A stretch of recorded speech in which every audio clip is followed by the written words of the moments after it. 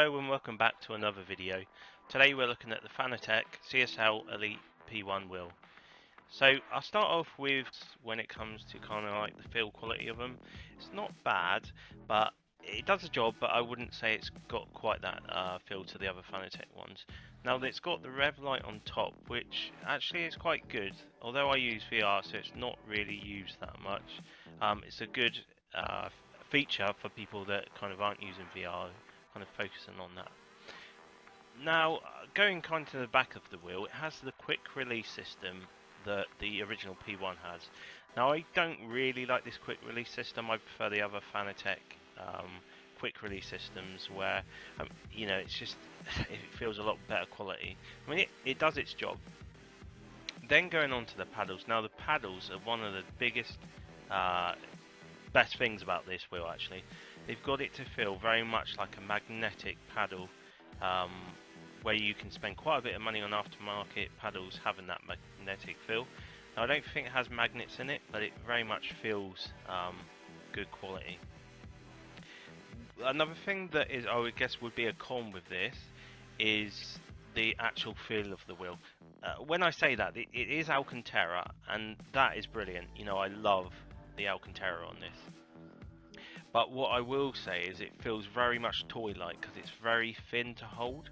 It doesn't feel like this much. Now, I'm kind of comparing this to maybe the Thrustmaster 599 Alcantara wheel, which actually feels quite beefy. It feels more of a real wheel, rather this feels very toy-like in that sense. The actual Alcantara on it feels really nice. So I'm very mixed with this wheel. And as you'll see, I'm going to put up some, you know, a bit more about the button layout. You can actually change the buttons on this, which I think is another really good feature. Whether you're playing on Xbox, whether you're playing on PC, you can adjust the buttons to what you like. So really, just this is a first look at the Fanatec CSL ELITE P1 wheel, and I would say it is a very good wheel for the price.